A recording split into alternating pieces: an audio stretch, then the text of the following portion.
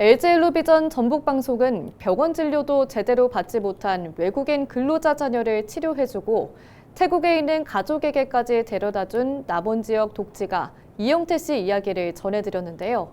불법 체류 외국인 근로자들의 어린 자녀들이 국내에만 2만 명가량이 있는 것으로 추산되지만 지원할 법적 근거가 없어 방치되는 사례도 있는 것으로 알려졌습니다. 김남호 기자가 취재했습니다. 남원 지역에서 북악과 같은 농산물을 생산하고 있는 이영태 씨. 지난 2019년 태어난 지 2개월째였던 미등록 이주 아동인 한국명 코리아를 6년이 넘은 지금까지 생생하게 기억합니다. 이 씨는 불법 체류 이주 근로자 자녀가 제대로 치료도 받지 못하고 어려움을 겪고 있다는 소식을 듣고 자비를 들여 태국에 있는 친척들에게 직접 데려다 줬습니다. 부모가 지금 현재 미등록 체류 신분이라 우리나라에서 태어난 아이라 할지라도 3개월이 지나면 불법 체류 신분으로 의료 혜택이라든지 교육 혜택, 또 육아 혜택을 받지 못하고 또 부모 입장에서 육아로 인해 일을 못하에 아이를 키울 수 없는 처지가 되었습니다. 그래서 부득이 나와 우리 집사람과 우리 딸이 생후 2개월 된 아이를 안고 친정집에 데려다 주었습니다. 국내 미등록 이주 배경 아동 수는 2만 명으로 추정되지만 제대로 된 치료나 양육 지원을 받기는 어렵습니다.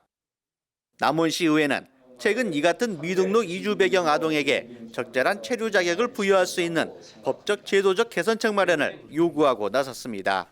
최소한도로 우리 외국인 근로자에서 출생한 아들이 사망하는 일은 없고 우리 남원시에서 좀 관리를 했으면 좋겠다. 그래서 나중에 확인을 보니까 전국에 한 2만여 명 정도 되는데 관리가 하나도 되고 있지 않다. 미등록 아동에 대해서 최소한도로 생계, 의료, 환경 이런 것을 좀 개선하고 최소한도로의 법적 제도를 좀 마련했으면 좋겠다.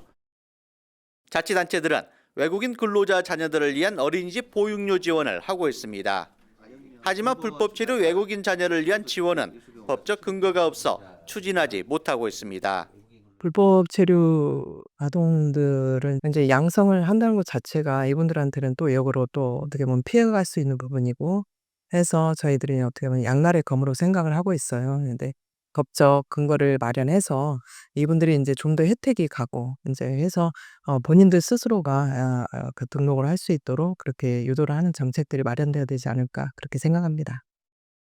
한국명 코리아처럼 한국에서 태어났지만 부모의 체류 자격이 없다는 이유로 인정받지 못하는 미등록 이주 배경 아이들. 아파도 치료를 받기 어렵고 배우고 싶어도 교육을 받을 수도 없습니다. 헬로티비 뉴스 김나옵니다.